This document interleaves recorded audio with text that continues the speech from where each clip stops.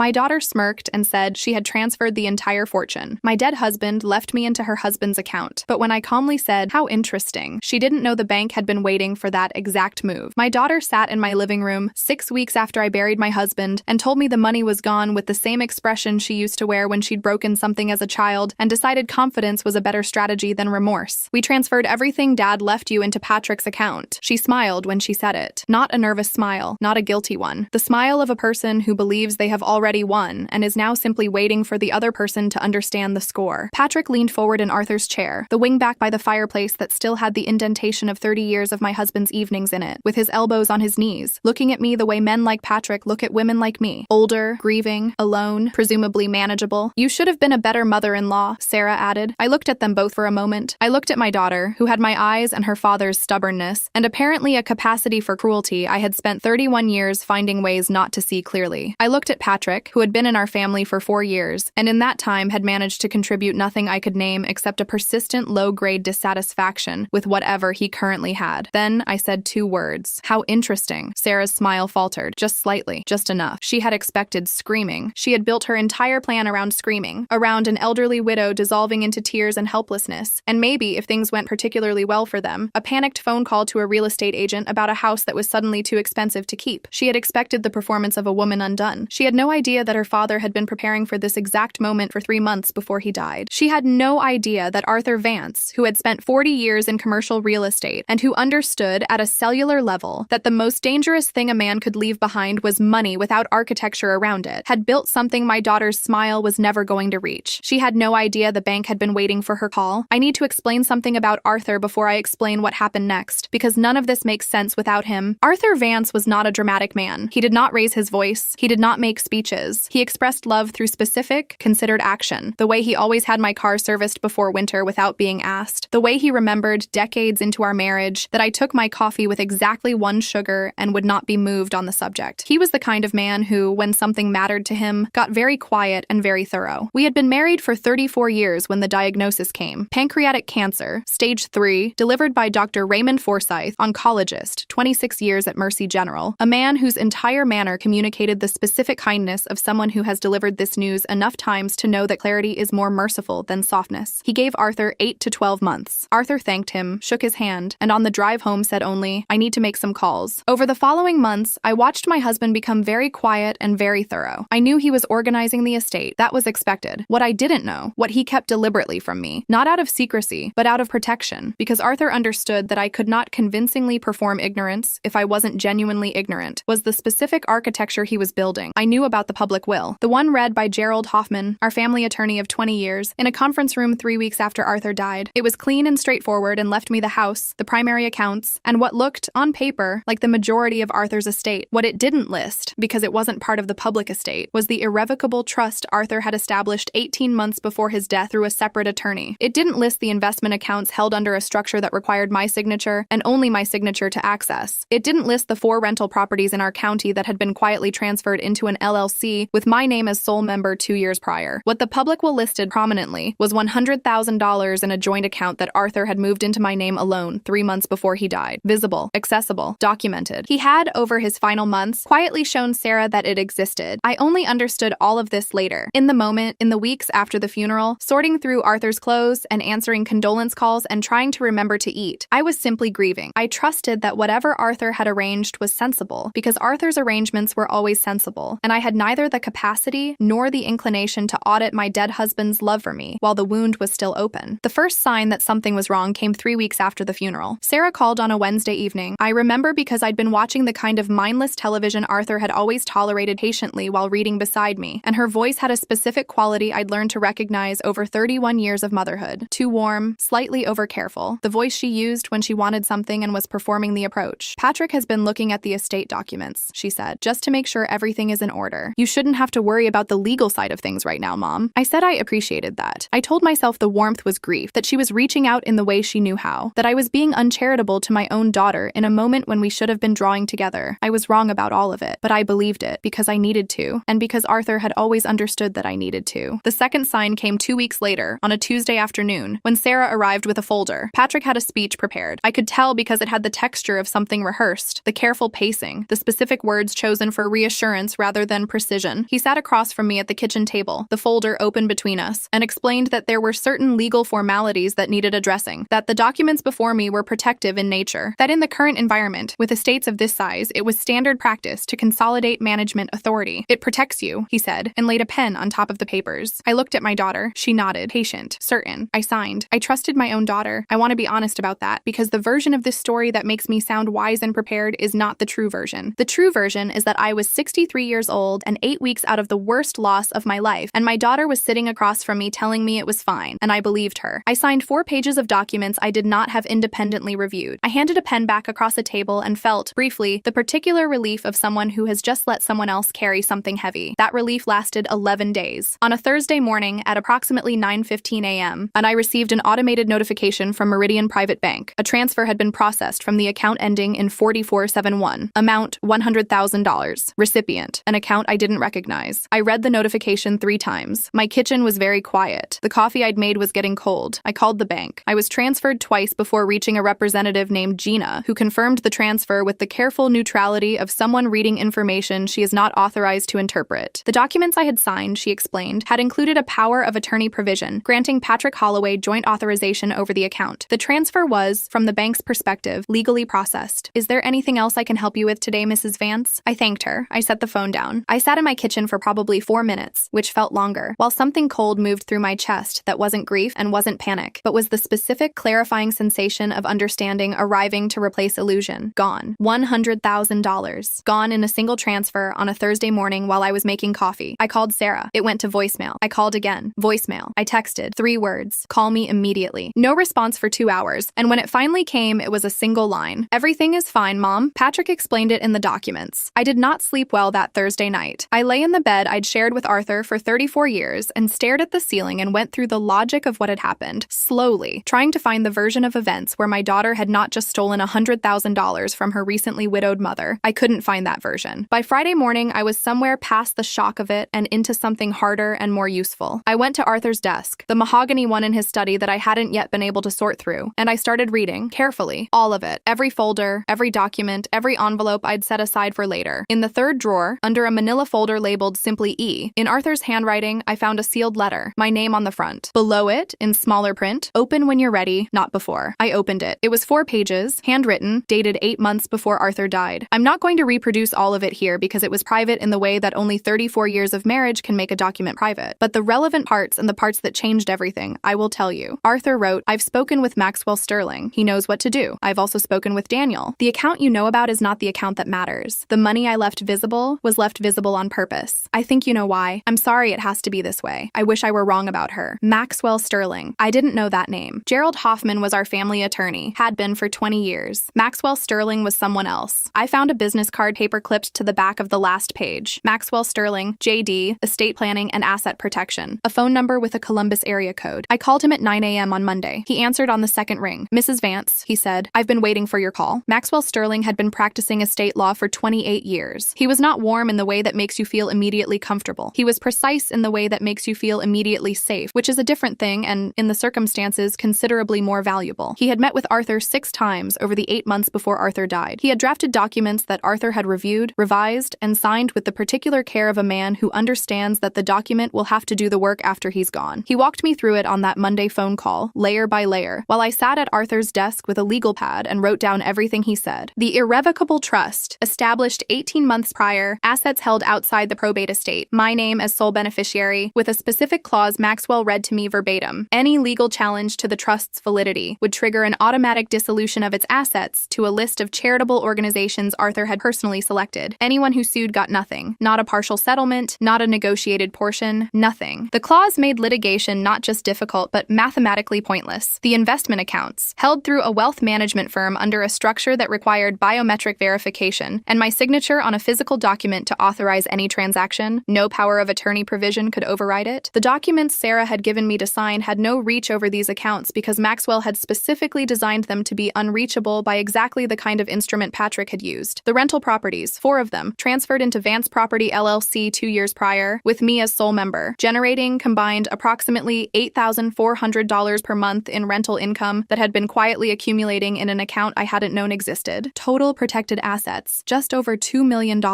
I sat with that number for a moment. The $100,000, I said, was left deliberately accessible, Maxwell confirmed. Arthur's words when we discussed it were that he wanted to give anyone with bad intentions exactly enough rope. I closed my eyes. I thought about Arthur on the back porch, a specific evening, maybe a year before the diagnosis, when Sarah and Patrick had visited, and Patrick had made a comment about a neighbor's inheritance dispute that had been in the local news, something offhand about how the surviving spouse had handled it wrong, and Arthur had been very quiet for the rest of the evening. I'd attributed it to tiredness. Money reveals who people always were, my love, he'd said to me on the back porch 3 months before he died. We'd been watching the yard in the evening light, the way we had for 3 decades, and he'd said it quietly, without preamble, and I'd said I didn't want to believe him, and he'd said he hoped he was wrong. He was not wrong. I asked Maxwell what happened next. We wait, he said, and when they move, we respond. They moved within the month. Sarah had hired an attorney. His name was Rodrigo Castellanos. Inheritance litigation, 14 years in practice, the kind of lawyer whose website featured words like aggressive and results-driven in the first paragraph. His letter arrived on a Thursday, addressed to me, with language that had clearly been chosen for psychological effect as much as legal precision. It claimed the public will contained ambiguities. It implied Arthur had not been of full mental capacity when certain documents were signed. It demanded full disclosure of all estate assets, and suggested, in careful legal phrasing, that failure to comply would result in court proceedings. I read it twice. My hands were completely steady. I called Maxwell. He read it over the phone without commenting until the end, then said, with the unhurried tone of a man who has seen this precise letter many times in many variations, "This is exactly what we expected. Leave it to me." The response Maxwell sent to Castellanos was 2 pages. I read a copy before it went out. It was, and I mean this as a genuine compliment to Maxwell's craft, one of the most politely devastating documents I have ever read. It established, with documentary precision, that I had no legal obligation to disclose private financial instruments to any party. It noted that the mental competency claim had no evidentiary basis and exposed Castellanos personally to bar complaint if pursued without foundation. It informed him that a financial restraining order had already been filed preemptively and that any further contact beyond formal legal channels would be considered harassment. The last paragraph, which I have essentially memorized, read, "Mrs. Vance wishes to inform opposing counsel that she is represented by an attorney who has been anticipating this correspondence for some time and has prepared accordingly. We are ready to proceed at whatever pace Mr. Castellanos finds comfortable." I called Daniel Bennett the same week. Daniel was Arthur's private banker at Meridian, 22 years at the institution, the kind of banker who remembered not just account numbers, but the conversations that had happened around them. Arthur had spoken with Daniel 3 months before his death. Daniel confirmed what Maxwell had outlined. Arthur had flagged the $100,000 account specifically, noted that a third-party transfer authorization might be attempted, and asked Daniel to document the transaction chain in full the moment it occurred. It had occurred. Daniel had it all. Timestamps, authorization records, the specific IP address from which the transfer instruction had been submitted, a full paper trail that showed with the clean legibility of a documented financial transaction exactly what Patrick Holloway had done and exactly when he had done it. "Your husband was very thorough," Daniel said. "Yes," I said, "he was." There was a period of approximately 3 weeks after Maxwell's letter went out before Castellanos withdrew. That was the hardest part of all of this. Not because anything was going wrong, but because nothing was happening, and in the absence of movement, I was left alone in a house full of Arthur's things with the knowledge of what my daughter had done, and no immediate outlet for the particular, specific pain of it. Sarah tried twice to reach me during that period, both times from her regular number, both times with the voice slightly adjusted, less certain, beginning to feel the ground shifting under the plan. I let both calls go to voicemail. I listened to the messages once each, and then did not listen again. My friend Constance, who had known me for 40 years, and had the particular gift of knowing when to be present without being asked, came on a Thursday evening with soup she'd made and a bottle of wine I didn't need, and sat across from me at the kitchen table until nearly midnight. I told her everything. She listened with the focused quiet of a woman who has been angry on someone else's behalf before and knows what it looks like up close. "What does the lawyer say?" she asked. "He says we wait. Can you wait?" I thought about Arthur on the back porch, the evening light, his voice quiet and certain. Money reveals who people always were. "Yes," I said, "I can wait." The call from Maxwell came on a Tuesday morning, 10 days after the restraining order was filed. "Castellanos withdrew from the case this morning." I set down my coffee cup. "Why?" Maxwell's tone was professionally neutral, but there was something underneath it, the very slight warmth of a man who spent years building something and has just watched it work exactly as designed. His withdrawal letter cites irreconcilable differences regarding realistic expectations. I repeated that back quietly. Irreconcilable differences regarding realistic expectations. Translation, which Maxwell provided without being asked. Sarah had retained Castellanos on the basis that there was a large, accessible estate to contest. She had represented to him, presumably, that the documented assets were the full picture. When Maxwell's letter arrived with the trust documentation and the protection clauses, Castellanos had understood, with the professional clarity of someone counting what was actually on the table, that there was nothing to win. He had withdrawn rather than spend time on a case his client client had misrepresented to him. Sarah had promised her lawyer a fortune. There was none to take. What happened to Patrick happened quickly, the way things do when the structure underneath them was always going to fail. The $100,000, which had seemed, presumably, like a windfall, was gone within weeks. I learned later, through Meredith, a mutual acquaintance who had been peripherally connected to Patrick's social circle, that Patrick had gambling debts of some duration that Sarah had not known about. The money had not gone into a life they were building together. It had gone into holes that already existed. Patrick left. Sometime in the 8 weeks after the Castellanos withdrawal, I don't have the exact date, he left. No drama, from what I understand, just gone. Sarah called me on a Sunday evening from a number I didn't recognize. It was November, and I was sitting in the living room with the lamp on and a book I hadn't been reading, and I almost didn't answer. Then I thought about Arthur, who had loved our daughter even in his disappointment, who had never stopped hoping she would be something better than what fear and greed had made her, and I answered. Her voice was small, the particular smallness of someone who has been very large and very certain and has run out of both. He left, Mom. The money is gone. Patrick's gone. I have nothing. I listened to her breathe. I thought about 31 years, the small hand in mine at crosswalks, the nightmares I'd sat up for, the college applications, the first apartment, the wedding I had helped plan with genuine happiness because I'd believed then that Patrick was what she thought he was. I thought about the folder she'd brought to my table and the pen and the voice that said, "It protects you," while she watched me sign. I thought about Arthur on the back porch. "The $100,000 you took," I said, "is the last thing you will ever receive from me." She went silent, not the theatrical silence of someone preparing a response, the real kind, the silence of a room where the lights have just gone out. I don't say that in anger, I continued, because it was true. The anger had moved through me and past me during those long weeks of waiting, and what was left was something harder and cleaner and more permanent. I say it so that you understand exactly where we stand. Arthur left that money to be taken. He knew it would be taken. He spent the last year of his life making sure that the person who took it got exactly what they had earned. He was more patient and more precise about it than I could have been, because he loved you more than I was capable of loving you at the end. Silence. When you're ready to be something other than what you were in this house, you can call me. That door is, I paused, because I wanted to be accurate rather than generous. Not closed. But I will not open it for you. You'll have to open it yourself. I ended the call. I sat in the lamplight for a while. The house was quiet in the specific way it had been quiet since Arthur died. Not empty exactly, but changed. Rearranged around an absence that I was still, slowly, learning to navigate. Then I understood something I hadn't quite been able to hold before that moment. Arthur hadn't just left me money. He hadn't just left me an irrevocable trust and 4 rental properties and a private banker with documented instructions and a lawyer who answered on the second ring. He had left me something harder to quantify and more valuable than any of it. He had left me the moment I would finally stop being afraid of my own daughter. For 31 years, I had softened things, absorbed things, found reasons and explanations and contexts that made the difficult parts of Sarah more manageable. I had loved her in the way that sometimes looks. From the outside, like weakness, the constant recalibration, the extended benefit of the doubt, the grief of wanting someone to be something they had not chosen to be. Arthur had watched all of it, patiently, without judgment, for 34 years. And then, in the last year of his life, quietly and thoroughly, he had built me the conditions under which I wouldn't have to anymore. The restraining order remains in place. Maxwell handles any further correspondence, of which there has been very little. The rental income arrives monthly. The trust is intact. The investment accounts are managed by a woman named Patricia Holt at the wealth management firm Arthur used, who has 20 years of experience and the specific quality I have come to value most in professionals who handle important things. She does not waste words. I had coffee with Daniel Bennett last spring, a proper meeting at the bank, where he walked me through the accounts in full and answered every question I had, and I had many. He told me at the end that in his 22 years of banking, he had seen Arthur's kind of forward planning exactly twice. That it was, in his professional opinion, one of the most precise acts of financial love he had ever encountered. I thought about that on the drive home. A precise act of financial love. That was Arthur. That was exactly Arthur. Constance called on a Tuesday a few months ago. A regular call. The kind we'd been having for 40 years. She asked how I was. I told her, honestly, that I was well. That the house felt more like mine than it had in a while. That I'd started recently going through Arthur's study in a real way. Not sorting exactly, but sitting with things. Looking at things. Letting myself be in the room with what he'd left. She asked if I'd heard from Sarah. Not since November, I said. Do you think you will? I thought about the door I'd described. Not closed, but not mine to open. Maybe, I said. Someday, if she decides she wants to. I mean that. I want to be clear that I mean it, because I am not. Despite everything, despite the folder and the pen and the Tuesday morning notification and the long weeks of waiting. A woman who has decided her capacity for her daughter is permanently closed. I am a woman who has decided it is no longer unconditional. That there is a difference between a door and a wound, and that one of them you keep tended and one of them you simply leave unlocked. Arthur understood that distinction. He built for it. I am, at 63, living in a house I own, with an income I did not know I had, with a legal team and a banker and a property portfolio, all of it assembled by a man who spent the last year of his life being very quiet and very thorough about the fact that he loved me, and that love, done right, is not a feeling, it's a plan.